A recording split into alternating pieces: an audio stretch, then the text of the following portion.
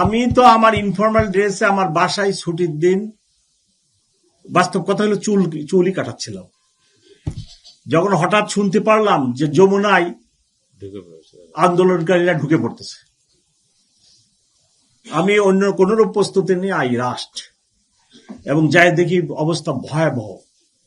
এবং এই নির্বাচনের 5-6 দিন আগে যদি যেখানে সরকার প্রধান থাকেন সেখানে যদি আন্দোলনকারী ঢুকে যায়, যেখানে আমার 144 ধারা সভা সমাবেশ নিষিদ্ধ আছে, সেখানে এসে আপনার যদি আন্দোলনকারীরা এই ধরনের কর্মকাণ্ড করে, তাহলে কি পুলিশ কমিশনার বসে থাকার কোনো সুযোগ আছে কিনা? অফিসারদেরকে আমি ওখানে সময় মতো পাঠাতে পারি নাই এবং এই ধরনের ঘটনা তখন তো পুলিশের উপরই আসলো।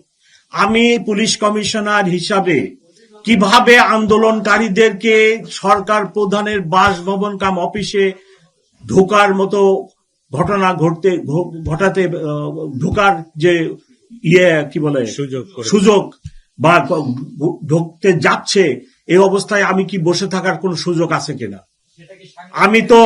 আমি তো শুধু আমি নিজেই যাই নাই। অ্যাট ওয়ান স্টেজ আমি আমার ইন্সপেক্টর জেনারেলকে ফোন করছি যে ভাই আমি তো একা পারতেছি না, you should come to help me. এবং ইন্সপেক্টর জেনারেল নিজেও সেখানে আসছে, আপনারা দেখছেন কিনা। ততক্ষণে আমরা আন্দোলনকারীকে শেরাটনের ওই পাশে নিয়ে গেছি, আমার ডান পাশের কলিগ বাম পাশের কলিগ সবাই উপস্থিত ছিল। ততক্ষণে ইন্সপেক্টর জেনারেল এসে উপস্থিত হয়েছে। আপনারা এই কথা লেখেন যে গত 15 মাসে যে এই যে 20টা লোক 10টা লোক এই রাস্তা ব্লক করে ফেলে, প্রেগনেন্ট লেডি ডেলিভারির জন্য হাসপাতালে যেতে পারে না, হার্ট অ্যাটাক আলা রুগী যেতে পারতেছে না, অবক যেতে পারতেছে না, পরীক্ষাতে যেতে পারতেছে না, বিমানবন্দরে টিকিট আছে প্লেন ফেল করতেছে। আপনারা এই কথাগুলো লেখেন, আপনার এই শহরকে নিরাপদ রাখেন, মানুষকে নিরাপদ রাখেন, মানুষের যাতায়াত ব্যবস্থাকে নিরাপদ রাখেন। আপনার কোথায় কোথায় রাস্তা বন্ধ, কোথায় কোথায় রাস্তা বন্ধ, এটা কি মিথ্যা বলতেছি আমি? আপনিও তো মুভমেন্ট করতে পারেন না।